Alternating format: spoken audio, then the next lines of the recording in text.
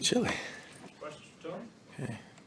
With dividing into different teams for those competitions, how have you seen your guys kind of respond to those challenges? Yeah, it's tricky, right? Because all the fields are going at once, and so number one, you got to be on the same page defensive staff wise. It gives the coaches a chance to put their spin on the defense. They're calling it, so it's really good training to be a coordinator as well. For the coaches, and then for the players, you really get a chance to see who knows what they're doing and who doesn't, because you may have a guy who's played 1,000 snaps in with a freshman or first year guy who may not know what to do. So there's got to be some extra communication there. So we're really keen on watching who can communicate the right way, who knows what they're supposed to be doing, but also coaches wise, why they're calling certain things and stuff. And it's good training for everybody. How do you balance that, Tony, with the time that you would want to have in the spring to have, say, like your top secondary on the field at the same time, or your top group of 3 or 4 linebackers? That's a good mix right now, because early in practice we have those periods where, hey, it is the guys that are anticipated, based off of performance and all stuff, ones together running around in 9-on-7 or 7-on-7, and then when we go to that, where everybody's mixed in with everybody, now you get a chance to see who's going to lead a group. So you're getting a good mix of both right now. So it's just a matter of us being really consistent with making sure they know what the standard is, right? Because whether you're a first-year player or you played 1,000 snaps, there's a standard that we got to continue to set, and really the players making sure that those guys make it live with all of us spread out. You really get a chance to see the players take hold of it. Knighton mentioned number 1 defense in the country. I don't know if you guys are talking about that actively, but what does that look like? How do you take your group to the next level? When last year they were pretty darn good in a lot of them. Well, again, I said this from day one, and I'll say it until the end of the season, is that this group of guys, they haven't done anything. This group together, like, we have not done anything yet. So it's like building a building. It starts with the little things and making sure, again, they know what to do, they know how to do it, and then reinforcing. Not only coach to player, but player to player. Giff, Ty, Makai, Javen, Quez, those guys have played a lot of ball. This is a second year here with us and stuff. They know what's up. So now we're trying to make them take hold of it, take leadership, and then wherever they go on their fields, really bring that to life. So that's the goal. We want to be the number 1 defense in the country, but all that is words until guys adopt it and they live it every day. Hey, Coach, I don't know how much you follow the rule change that could happen. You have unlimited assistant coaches. If that passes, how much will that change what you'll be able to do to have more kind of hired coaches on the field, and how much have you thought about just some of the opportunities that you could have on your staff if this goes into effect? Yeah, I haven't thought about it as much, just because I know, like, last year they were talking about it, and all of a sudden the rule gets nixed. I know coach has really been keen on it and saying, we gotta keep track of who you want where and what we're gonna do in terms of all the guys we have now and how they can help position wise. But right now, until it goes by, like, it is all what we're doing right now each day. So I haven't really put as much focus into it. Yeah. Tony, who are you seeing other than Tommy Hill at that cornerback spot? Who are you working in on the other side? What guys are standing out? A lot of guys are working in there. I wouldn't say anybody's standing out per se. You got Blyhill over there. We're getting Malcolm some reps out there. You got Ethan Nations out there. You got I'm trying to think here of everybody who's taking reps. We put Mario Buford out there. We're moving everybody around out there. Again, it's not so much what position they play, it's what they can do. And so whatever the combination of 5 best defensive backs are, then we'll put those guys on the field and figure it out. So we're just figuring out who can walk out there. You got Jeremiah is out there. Obviously. So it's just who is the most consistent, who can make the plays, who can communicate, and who's going to live up to the standard. Coach, what are your thoughts on the inside linebacker group? It's a good group. You have some experience, you got some athleticism.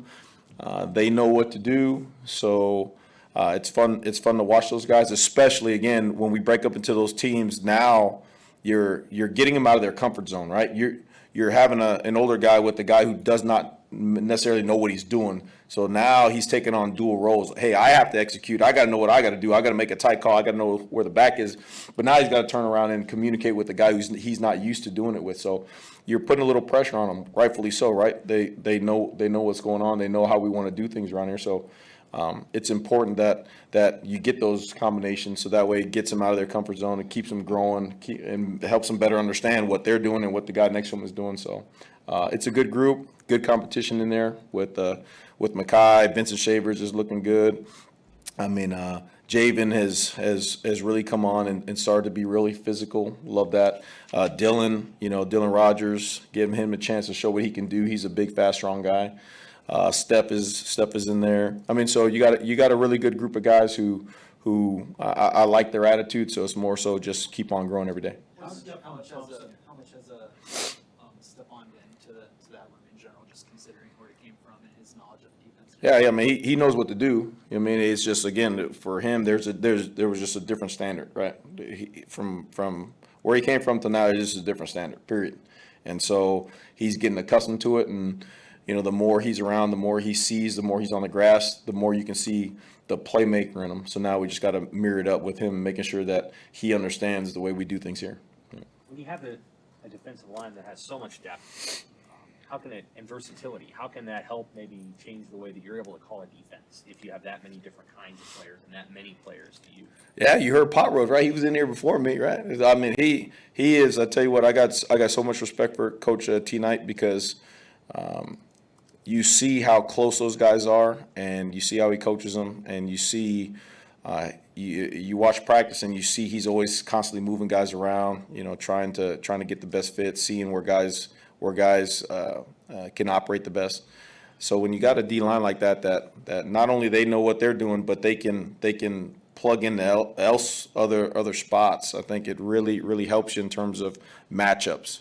Putting guys over guys that you're saying, hey, I know this guy can beat this guy. I know this guy can beat this guy. So it's an experiment now though, because again, you have the talent there and they know what to do. But every day it's like game day around here. I mean, for practice when we're practicing, it's that intense. It's that physical. The standard is not what it was last year. So. Guys are moving around and we got to watch the tape to give them justice on how they're doing. You know what I mean? You guys talked a little about Nash, and so did Coach Rule last week.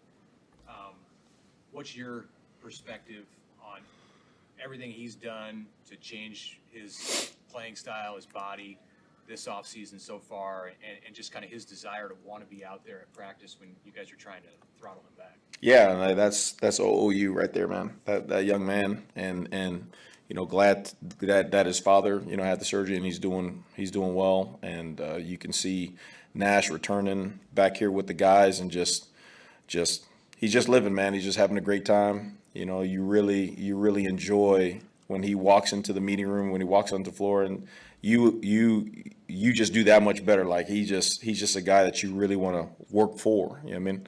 And so him being in great shape, he jokes around that he's a pass rusher now and all this kind of craziness and all that stuff. But he's just bare, man. He's just low maintenance. He's blue collar, and he just wants to get better and he wants to lead. So it's fun to watch him again in these groups when he's not getting as many reps. But you turn over there and look, and he's talking to guys, and he's coaching guys, and he's doing that kind of stuff. So he's doing all right. Talked about some of your older guys taking the reins. How has Tommy Hill transformed when you think about like a year ago at this time to maybe enter into that group of guys you want? Yeah. Well, he's a perfect example of the standard being changed, right? I mean, you go from where he was in the beginning to where he ended. So now, there's a different expectation of him, right? There's, we got on him for not running to the ball as well as he could. Now that last year it might have been okay. But this year it's totally different because now he set the bar. He showed everybody what he can do, right? And so if you want to be one of the best DBs in the country, then we're going to hold you to the standard, period. So when you're not doing that, then you're going to get barked at. So again, with him, he's a perfect example of the standard being raised, and every single day you live up to it or you don't. And so, but he's doing well.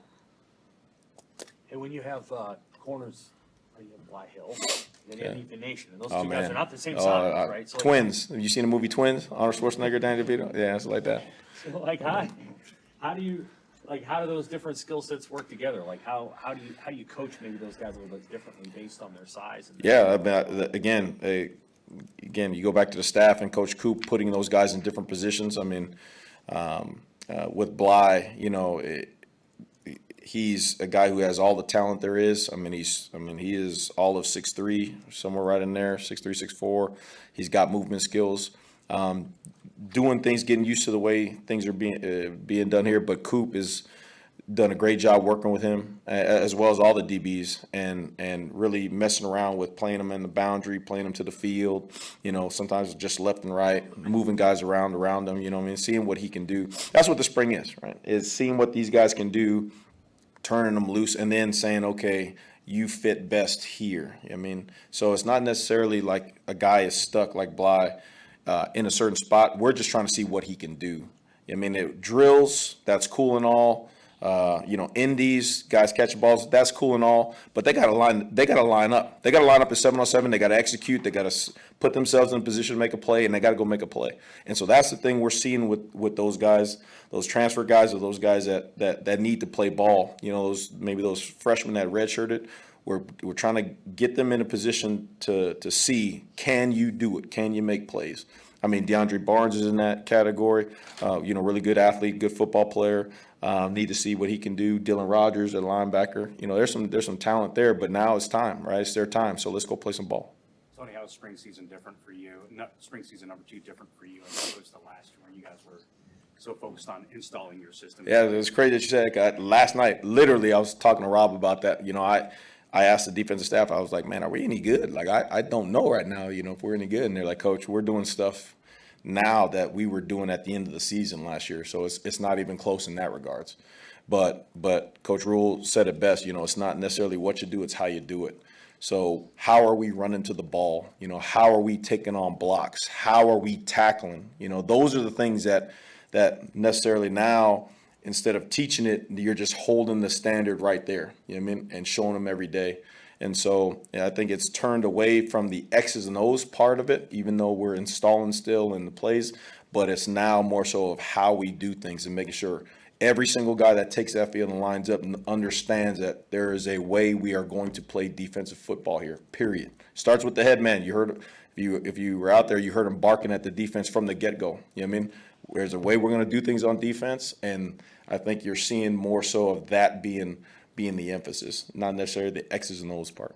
Have you found yourself in the past when you've been getting started with a defense, whether it was in the spring or the fall, asking that question, wondering if you were any good, or is that maybe an indication because you asked that question that you actually might be pretty good? No.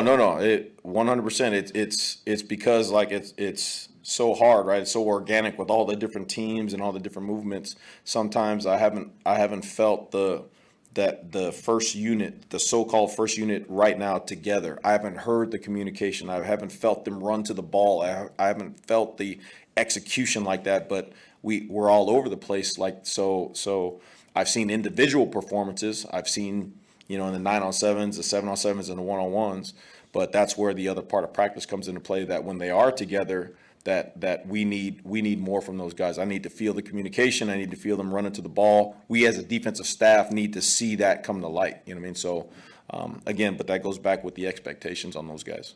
You're going to have a lot of recruits coming through here over the next month or so, actually next 3 months, but especially in the next month, they're going to be able to watch practice. What do you think they're going to see and like about the way that you guys play defense? Man, I think they're going to see the attitude. They're going to see the players. I think it's one thing when the coaches talk about it, but when they're off to the side, they're going to see the players really. That's the one thing I truly enjoy being around the young men, is that they believe in it. You can see them walking around. That's not how we tackle. That's not how we run to the ball. That's not how we punch at the ball. The things that we're trying to really emphasize and get better at. It's going to take us to the next level as well. So I think you can feel those guys. They want to be good, and they know we can be. But now it's just us giving them the tools, number one, and then us holding them to keep holding the standard true. So appreciate everybody. Thank you.